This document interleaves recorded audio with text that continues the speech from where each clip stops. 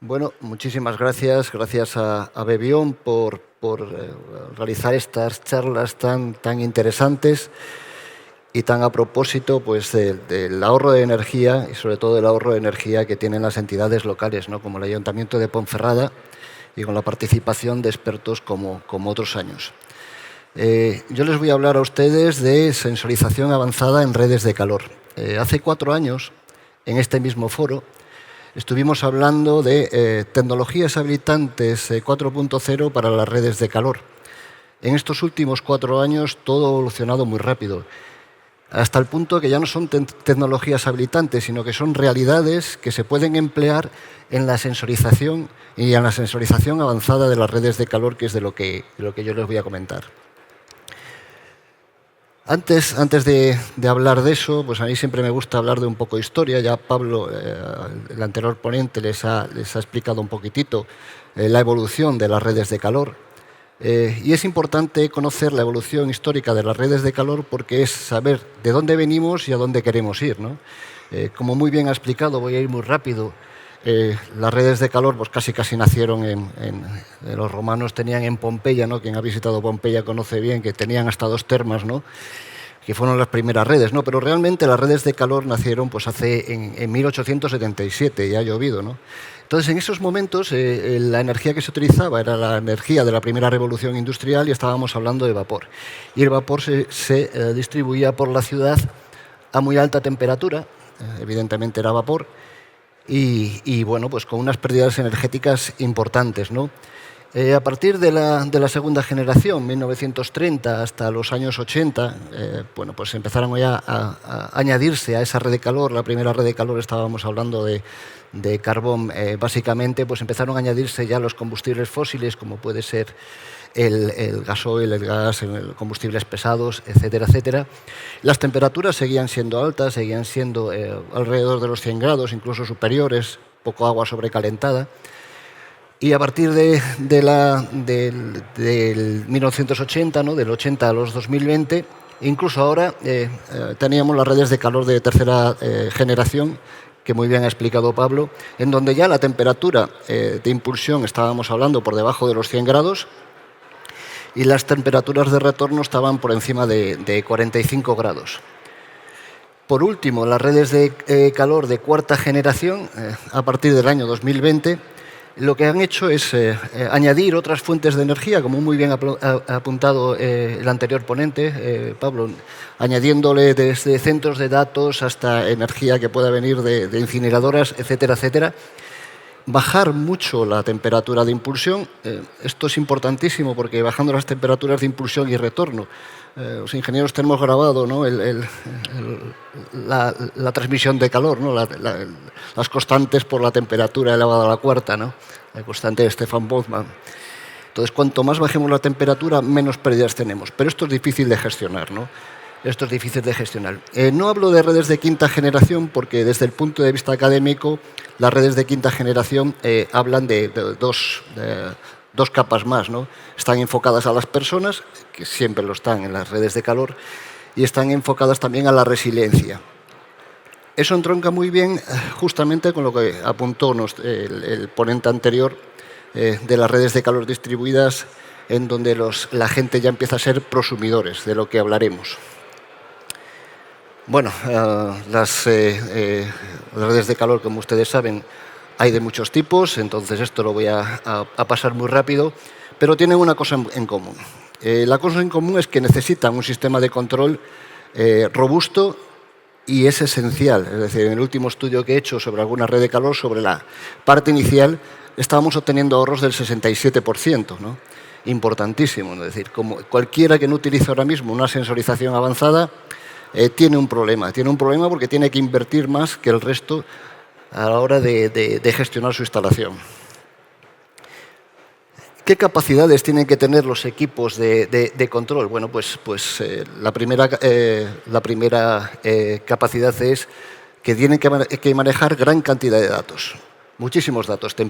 Estamos hablando de que tenemos que tener controladas pues, desde la temperatura de la red, la temperatura de las centrales, la temperatura de combustión, exteriores en las viviendas, presiones, humedades. Cualquiera que haya trabajado en este mundo, y muchos de ustedes lo han hecho, saben la cantidad ingente de datos que se necesitan y además esos datos han de ser almacenados y han de ser guardados. Entonces, tecnologías habilitantes, como comentábamos hace 4 años, como el Big Data, es absolutamente esencial para poder trabajar con estos equipos. También tenemos que tener en cuenta la capacidad de gestionar esa información, es decir, de los algoritmos de control habituales, PIDs, potencias, etcétera, etcétera. Bueno, pues saber que esos algoritmos tienen que además ser robustos y tomar las decisiones de forma automática. No podemos estar pendientes de que haya un operador manual como antiguamente para poder manejar las centrales. Todo esto tiene que ser completamente automático, con reglas estables, ser capaz de modular las potencias, inyectar nuevas fuentes de energía en redes ya de tercera y de cuarta y de quinta generación, gestionar los almacenamientos, que también son posibles, como veremos, y modificar los parámetros de funcionamiento, en fin, una serie de capacidades absolutamente esenciales. Además de ser robustas y ser fiables, ¿no? Ya no sirve el intentar arreglarlo, intentar resolverlo cuanto antes, porque cada vez que tengamos una parada en una red de calor, afectamos a muchas viviendas, y las viviendas no se pueden quedar sin agua caliente y sin calefacción, por motivos obvios, ¿no?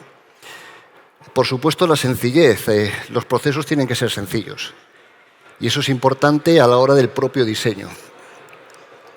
Entonces, esto es un reto de primera magnitud. Es decir, si estábamos hablando de multitud de sensores, bueno, pues el proyecto de la estación de la red de Valladolid tiene un objetivo de 60.000 viviendas. Si queremos controlar qué consume cada vivienda, ya tenemos como mínimo 60.000 sensores emitiendo datos pues cada 15 minutos, cada 10 minutos, ¿no? Esto es una cantidad, esto es un reto importante desde el punto de vista de capacidad de comunicación y de almacenamiento de datos, como veíamos antes.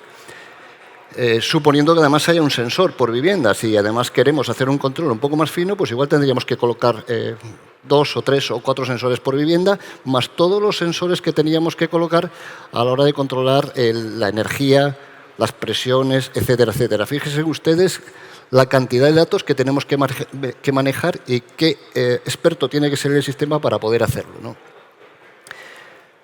Todos esos datos en general se suelen trabajar en la nube, y bueno, pues con esa cantidad de información tan grande tenemos que tener los algoritmos y los modelos suficientes como para poder manejarla de forma sencilla, robusta y eficiente. Alternativas. Es decir, como tenemos todos esos retos que abordar, pues hay 2 alternativas fundamentales, ¿no? Las redes de datos tradicionales, que como muy bien apuntaron a los ponentes anteriores, pues pueden ser la red de fibra óptica, que se puede tomar a través de una red privada virtual, como es el caso del Somacil. Otro tipo de gestión, bueno, pues llevar Internet. Esto es algo que estamos acostumbrados, que manejamos, que sabemos qué capacidad de comunicación tiene, pero yo les voy a presentar otras alternativas también viables y creo que muy interesantes para las redes de calor, ¿no? El Internet de las cosas, es decir, podemos manejar cada uno de esos valores, cada uno de esas variables directamente desde el Internet de las cosas, haciendo una distribución más distribuida, es decir, no basada en una red de fibra óptica que puede fallar, sino basada en diferentes puntos de enlace, que es muy difícil que fallen y que además se solapan.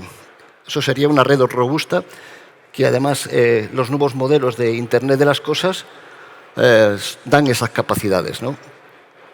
Bueno, pues voy a presentarles una de las tecnologías. Aquí hay bastantes tecnologías.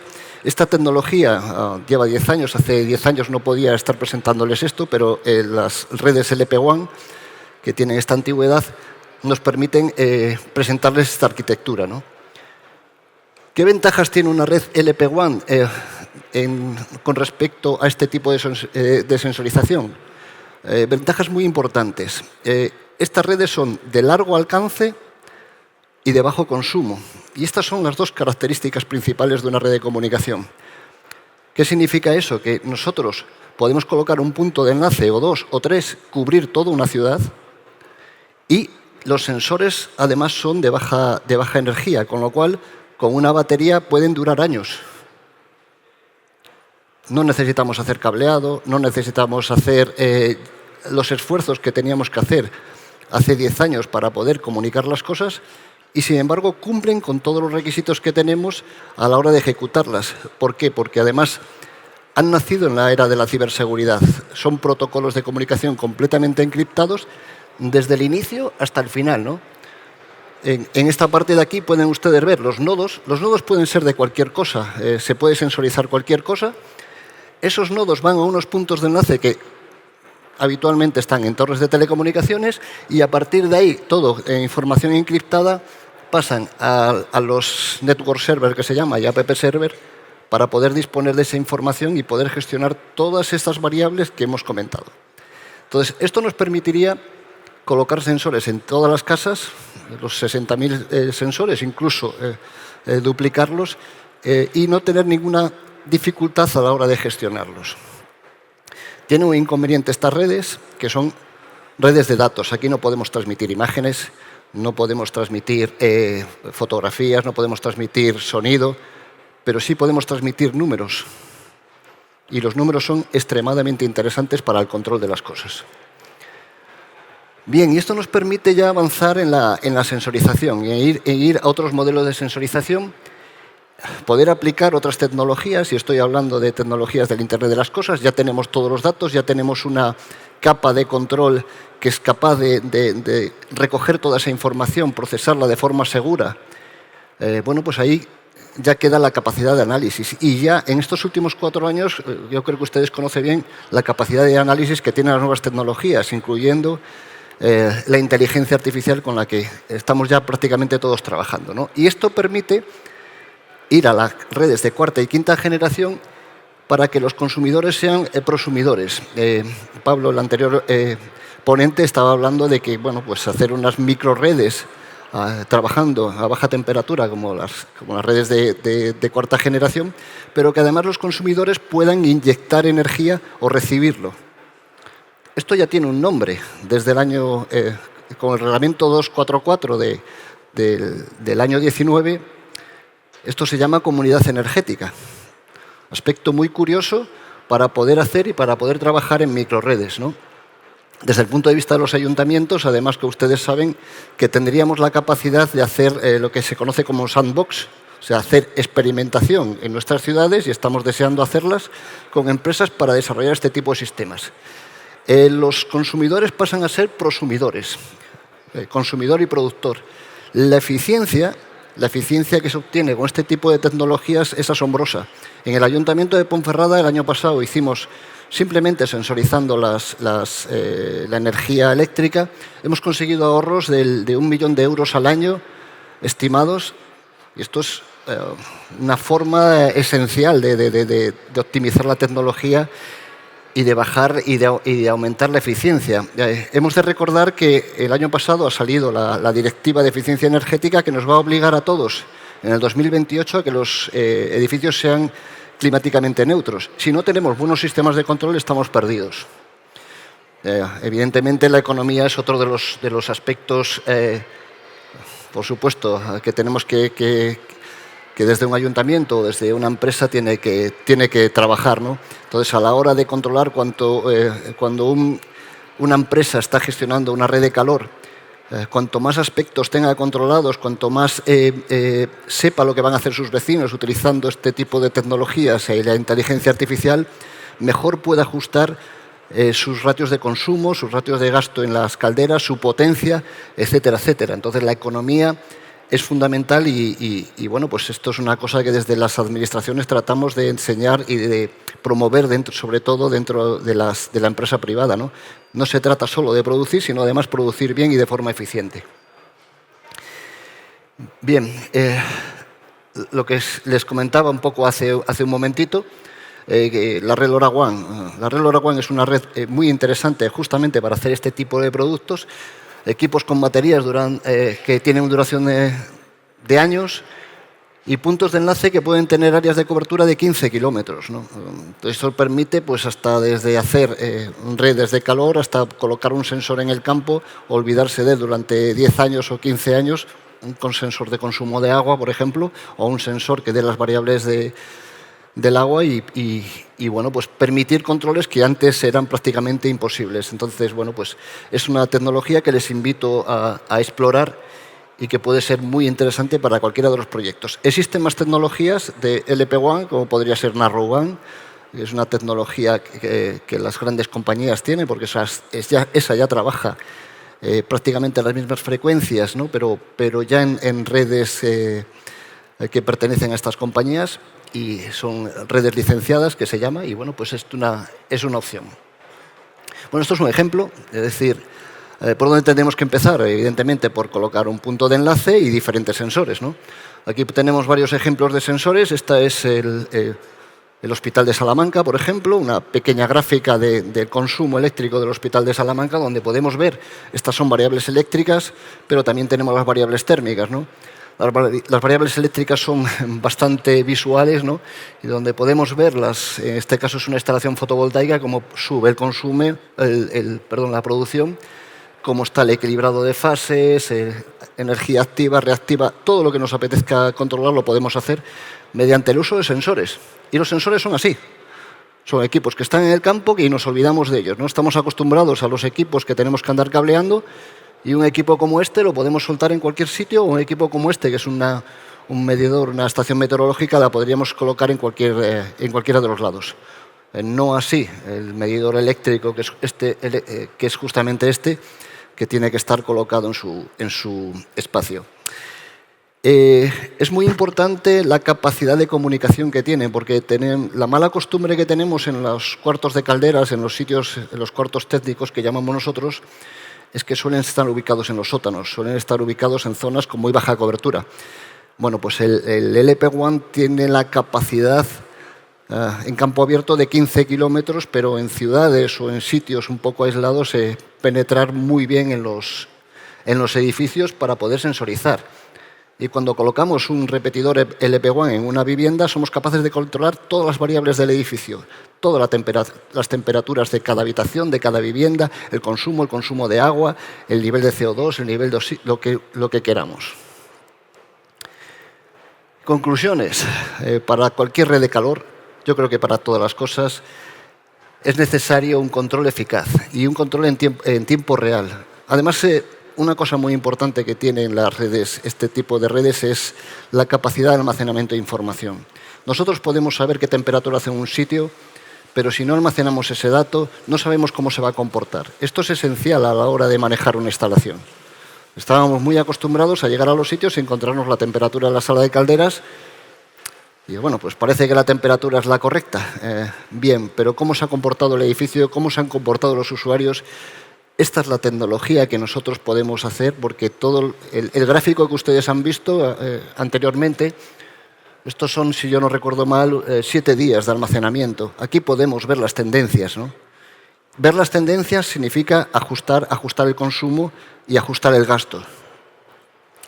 Evidentemente, la parte de ciberseguridad es importantísima. No podemos hacerlo de cualquier manera, tenemos que hacerlo de forma cibersegura. Este tipo de redes tiene que ser encriptadas, ¿no? LP-WAN es encriptada. Los ahorros significativos, como los que he comentado, ¿no? que hemos conseguido en nuestro ayuntamiento, ¿no? Son significativos. Esto también puede afectar muy mucho a la calidad, del servicio que estamos dando, ¿no? Si nosotros sabemos que los consumidores a las 7 de la tarde dan un impulso a la calefacción, gracias a los históricos, gracias a lo que están midiendo los sensores, nosotros podemos actuar previamente o hacer que los sistemas de control actúen previamente para poder corregir esas caídas de temperatura que a veces se producen en las calderas. Tengan ustedes en cuenta que las calderas de biomasa tienen unas inercias muy importantes, ¿no? La gestión eficiente de los recursos es importantísima. Sensores en los silos, sensores en las calderas, sensores en los equipos, en la impulsión, permiten hacer todo esto, ¿no? En definitiva, un control eficaz y un control en tiempo real de todos los datos. Y bueno, pues esto es un poquitillo lo que quería presentarles. Estoy a su disposición para que ustedes me puedan preguntar cualquier cosa, cualquier duda que tengan sobre este tipo de sistemas y este tipo de sensorización. Así que muchísimas gracias.